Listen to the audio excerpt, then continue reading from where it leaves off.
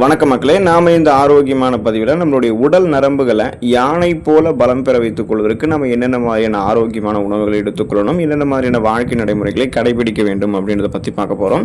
இப்போ நரம்பு தொடர்பான பிரச்சனைகள் வயதானவர்களுக்கு மட்டும்தான் இருக்குது அப்படின்னு பார்த்தோம் அப்படின்னா அப்படி கிடையாதுங்க. இளைய தலைமுறையினர்களுக்கும், அதாவது நம்மளை போல இளைஞர்களுக்குமே இருக்குது.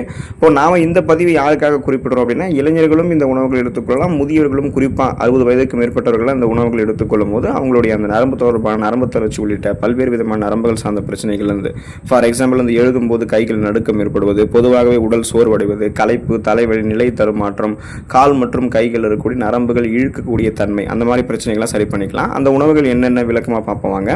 அதை பற்றி பார்க்குறதுக்கு முன்னாடி இந்த வீடியோவுக்கு மட்டும் ஒரு லைக் கொடுத்துட்டு இந்த தகவல் உங்களுக்கு தெரிஞ்சவங்களுக்கும் ஷேர் பண்ணிடுங்க. ஏன்னா இது அவங்களுக்கும் பயனுள்ளதாக இருக்கக்கூடிய ஒரு ஆரோக்கியமான பதிவு தாங்க. இது போன்ற அப்டேட்ஸ்கள் நீங்கள் தொடர்ந்து பார்க்குறதுக்கு நம்மளுடைய ஹெல்த் நியூஸ் தமிழ் சேனலை மறக்காமல் சப்ஸ்கிரைப் பண்ணி வச்சுக்கோங்க. பக்கத்தில் இருக்கக்கூடிய பெல் பட்டனையும் கிளிக் பண்ணி ஆல் அப்படின்ற ஆப்ஷனையும் செட் பண்ணி வச்சுக்கிட்டீங்க அப்படின்னா நாங்கள் போடக்கூடிய எல்லா அப்டேட்ஸும் உங்களுக்கு நோட்டிஃபிகேஷன் அடிக்கடி வந்து சேரும். சரிவாக மக்களை இப்போ வீடியோக்குள்ள போயிடலாம். இப்போ நீங்கள் அத்திப்பழம் எடுத்துக்கொள்ளும் போது உங்களுடைய உடல் நரம்புகளை பலம் பெற வைத்துக் கொள்ளலாங்க. அத்திப்பழம் சாப்பிடும் போது நரம்புகளுக்கு வலிமை கிடைக்குது. உடல் பலத்தை அதிகரிக்கக்கூடிய சக்தி அத்திப்பழத்துக்கு உண்டுங்க. அத்திப்பழத்தை தினமும் நீங்கள் ஒரு பழமோ அல்லது 2 பழமோ சாப்பிடலாம். அதாவது இப்போ நீங்கள் இப்போ தான் பறிச்சிருக்கீங்க அப்படின்னா அந்த ஃப்ரெஷ்ஷான அத்திப்பழத்தையும் எடுத்துக்கலாம், உலர வைக்கப்பட்ட அத்திப்பழத்தையும் எடுத்துக்கலாம்.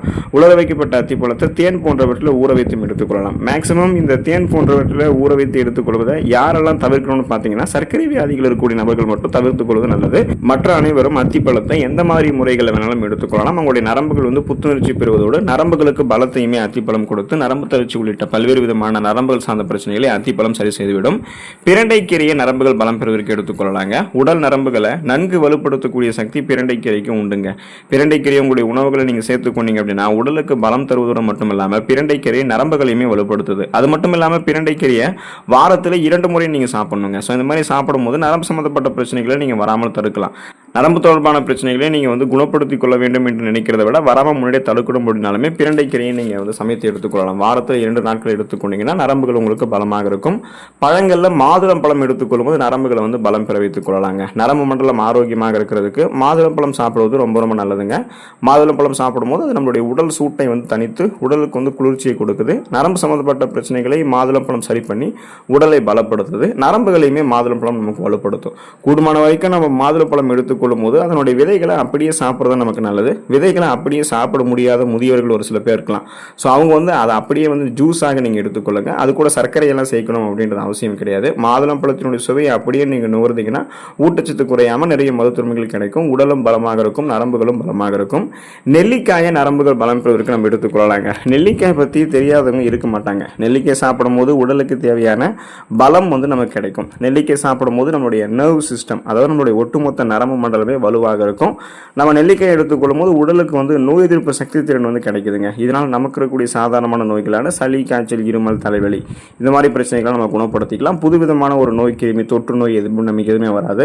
அதே போல நம்மளுடைய நரம்பு தளர்ச்சி உள்ளிட்ட பல்வேறு விதமான நரம்புகள் சார்ந்த பிரச்சனைகளை வராமல் தடுக்கக்கூடியதாக நெல்லிக்காய் நமக்கு வந்து இருக்குங்க. ஸோ அதிகாலையில் ஒரு நெல்லிக்காய் எடுத்துக்கொள்ளலாம். வாரத்தில் ஒரு தடவை வெறும் வயிற்றில் தண்ணீர் குடித்துட்டதுக்கு அப்புறம் ஒரு 50 ml வந்து நெல்லிக்காய் ஜூஸ் எல்லாம் எடுத்துக்கொள்ளும் போது நமக்கு நிறைய நன்மைகள் கிடைக்கும். நரம்புகள் பலமாக இருக்கும். வெற்றிலையை நம்ம நரம்புகள் பலம் பெறுவதற்கு எடுத்துக்கொள்ளலாங்க. வெற்றிலையை நீங்கள் மென்று சாப்பிடும் போதே நரம்பு சம்பந்தப்பட்ட பிரச்சனைகளை வராமல் தடுத்துக் கொள்ளலாம். இப்போ நீங்கள் வெற்றிலை சாப்பிடும் போது நல்லா உங்களுக்கு பசி எடுக்க ஆரம்பிக்கிறதால செரிமான கோளாறுகளையும் தடுத்துக்கலாம், பசியின்மையுமே நீங்கள் சரி பண்ணிக்கலாம். உடல் நரம்புகளை நன்கு வலுப்படுத்தணும்னா நீங்கள் ஒரு அதிகமான விருந்துகள் வந்து எடுத்துக்கிறீங்க அல்லது உணவுகளை சாப்பிட்டு முடிச்சதுக்கப்புறம் வெற்றிலை நீங்கள் எடுத்துக்கொள்ளும் போது என்ன ஆகும் அப்படின்னா உங்களுடைய செரிமான மண்டலத்தையுமே நீங்கள் பலமாக வைத்துக் கொள்ளலாம். உடல் நரம்புகளையுமே நீங்கள் பலமாக வைத்துக் கொள்ளலாம். நரம்பு தளர்ச்சியெல்லாம் உங்களுக்கு எதுவுமே இருக்காது. கண் நரம்புகள் குறிப்பாக உடல் நரம்புகளோட சேர்ந்து பலம் பெறணும் அப்படின்னா முருங்கைக்கீரை நீங்கள் எடுத்துக்கொள்ளலாங்க. பொதுவாக முருங்கைக்கீரைக்கு நரம்புகளை வலுப்படுத்தக்கூடிய சக்தி வந்து அதிகமாகவே இருக்குதுங்க. பலவிதமான சக்தியை தரக்கூடிய கண்கண்ட மருந்து அப்படின்னு முருங்கைக்கீரை நம்ம குறிப்பிடலாம். வாரத்திற்கு 2 அல்லது 3 முறையாவது முருங்கைக்கீரை நீங்கள் சமைத்து சாப்பிடும்போது முருங்கைக்கீரை நரம்புகளுக்கு பலத்தை கொடுத்து நரம்பு சம்பந்தப்பட்ட பிரச்சனைகளை உங்களுக்கு வராமல் தடுக்குது, குணமும் படுத்துது. முருங்கைக்கீரை குறிப்பாக கண் நரம்புகளை பாதிக்கக்கூடிய செல்கள் எல்லாத்தையுமே அழித்துவிடும். முருங்கைக்கீரை சாப்பிட்டோம்னா உடல் நரம்புகளும் நரம்புகளும் பலமாக இருக்கும், கண் நரம்புகளும் பலமாக இருக்கும். கண் நரம்புகளுக்குள்ள ரத்த ஓட்டம் சீரான இருக்கிறதால கண் பார்வை திறனும் நமக்கு வந்து கூர்மையாக இருக்கும். பேரிச்சம்பழங்களை நம்ம எடுத்துக்கொண்டோம் அப்படின்னா உடல் நரம்புகளை பலம் பெற வைத்துக் கொள்ளலாங்க. பேரிச்சம்பழத்தை பாலில் சேர்த்து சாப்பிடும்போது உடலுக்கு தேவையான பலம் கிடைக்குது. அதுக்காக நீங்கள் பேரிச்சம்பழங்களை அரைத்து சூடான பாலை கலந்து எடுத்துக்கலாம். இது மாதிரி நீங்கள் இதை எடுத்துக்கொள்ளும் போது நரம்புகள், எலும்புகள், தசைகள் இது மூன்றுமே உங்களுக்கு வலுவாக இருக்கும்.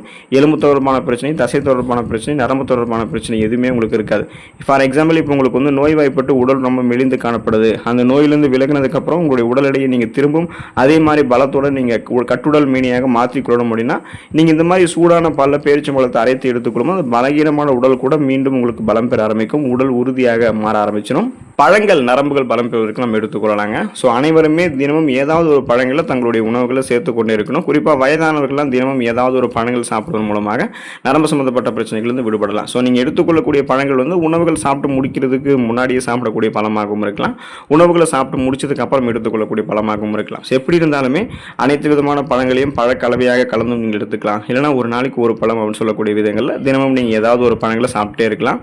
ஃபார் எக்ஸாம்பிள், உங்களுக்கு முக்கியமான விஷயமா நீங்கள் தெரிஞ்சுக்க வேண்டியது என்ன அப்படின்னா, நீரிழிவு வியாதிகள் இருக்கக்கூடிய நபர்கள் மட்டும் ரத்தத்தில் சர்க்கரையினுடைய அளவை அதிகப்படுத்தக்கூடிய அதிக சர்க்கரை குளுக்கோஸ் இருக்கக்கூடிய பழங்கள்லாம் தவிர்த்துட்டு அளவாக சர்க்கரை நிறைந்திருக்கக்கூடிய பழங்களை எடுத்துக்கொள்ளுங்க. ஸோ பழங்கள் ஆரோக்கியமாக எடுத்துக்கொள்ளும் போது உடல் நரம்புகள் யானை போல உங்களுக்கு வந்து பலம் பெற ஆரம்பிக்கும். கீரைகள், பச்சை இலை காய்கறிகள், அதாவது கிரீன் வெஜிடபிள்ஸ் என்று சொல்லக்கூடிய அந்த பச்சை இலை காய்கறிகள், கீரைகளை நம்ம எடுத்துக்கொள்ளும் போது உடல் நரம்புகளை பலம் பெற வைத்துக் கொள்ளலாங்க. அதுக்கு நாம் தினமும் வந்து காய்கறிகளை சமைத்து எடுத்துக்கொள்ளணும். ஒரு நாள் கூட நம்ம வந்து விடக்கூடாது. காய்கறிகளை நீங்கள் சூப் மாதிரி, வெஜிடபிள் சூப் அது மாதிரி நீங்கள் எடுத்துக்கலாம். மசித்து மாதிரி நீங்கள் வந்து எடுத்துக்கலாம். பொரியலாக எப்படியாவது நீங்கள் வந்து தினமும் பச்சை இலை காய்கறிகளை எடுத்துக்கொண்டே ஆகணும். அதே போல் கிரீன் வெஜிடபிள்ஸ் வந்து பச்சை இலை காய்கறிகளில் கீரைகள் வகைகளும் இருக்குது. வாரத்தில் ஒரு தடவை சுழற்சி அடிப்படையில் ஏதாவது ஒரு கீரைகளை நீங்கள் மாற்றி சாப்பிடும்போது உங்களுடைய நரம்புகள் வந்து பலம் பெற ஆரம்பிக்குங்க. அப்போது உங்களுக்கு குறிப்பாக நரம்புகள் பலம் பெறணும் அப்படின்னா பொன்னாங்கண்ணி கீரை, மணத்தக்காளி கீரையெல்லாம் சாப்பிடுவாங்க. ஸோ நீங்கள் எடுத்துக்கொண்டீங்க அப்படின்னா உங்களுடைய உடல் நரம்புகள் பலமாக இருக்கும். உங்களுடைய உடல் நரம்புகள் பலம் பெறுவதற்கு நீங்கள் விதைகள் மற்றும் நட்ஸை வந்து உங்களுடைய உணவுகளை எடுத்துக்கொள்ளலாங்க. ஸோ குறிப்பாக வால்நட்ஸு, பாதாம் பருப்பு, பிஸ்தா பருப்பு, முந்திரி பருப்பு இதெல்லாமே நீங்கள் எடுத்துக்கொள்ளலாம். இப்போ விதைகளில் வந்து ஆலி விதைகள், பூசணி விதைகள், எள்ளு விதைகள் இதெல்லாமே நீங்கள் எடுத்துக்கொள்ளலாம். ஸோ இது எல்லாமே அத்தியாவசியமான கொழுப்பு அமிலங்களை கொண்டிருக்கின்றன. இந்த கொழுப்பு அமிலங்கள் தான் உங்களுக்கு ஆரோக்கியமான சருமமாக இருந்தாலும் சரி, நரம்புகளாக இருந்தாலும் சரி, உயிரணு சவ்வுகளாக இருந்தாலும் சரி, அதை ஆரோக்கியமாக பெறுவதற்கு உதவிகரமாக இருக்குது. அதோடு இந்த ஊட்டச்சத்துக்கள் நிறைந்திருக்கக்கூடிய இந்த விதைகள் மற்றும் நட்ஸ்லாம் பார்த்தீங்கன்னா இன்னும் விட்டமின்கள், கனிமச்சத்துக்கள், புரோட்டீனும் அதிகமாக நிறைந்திருக்கு. குறிப்பாக வந்து இந்த விதைகள் மற்றும் நட்ஸ்லேயே வந்து முதல் தர அந்த ஒரு முன்னுரிமையை வந்து நீங்கள் எது கொடுக்கணும் அப்படின்னா பிஸ்தா பருப்பு கொடுக்கலாம். பிஸ்தா பருப்பில் விட்டமின் பி என்னும் தயாமின் சத்து வளமான அளவில் இருக்குது. இது நரம்புகளினுடைய ஆரோக்கியத்திற்கு மிகவும் முக்கியமானதாகவும் இருக்கும். ஸோ விதைகள் மற்றும் நட்ஸ் நீங்கள் தொடர்ந்து தினந்தோறும் எடுத்துக்கொண்டீங்க ஒரு கைப்பிடி அளவு அப்படின்னா உங்களுடைய உடல் நரம்புகள் வந்து யானையோடைய உடல் எப்படி இருக்கோ அந்த அளவுக்கு பலமாக இருக்கும்.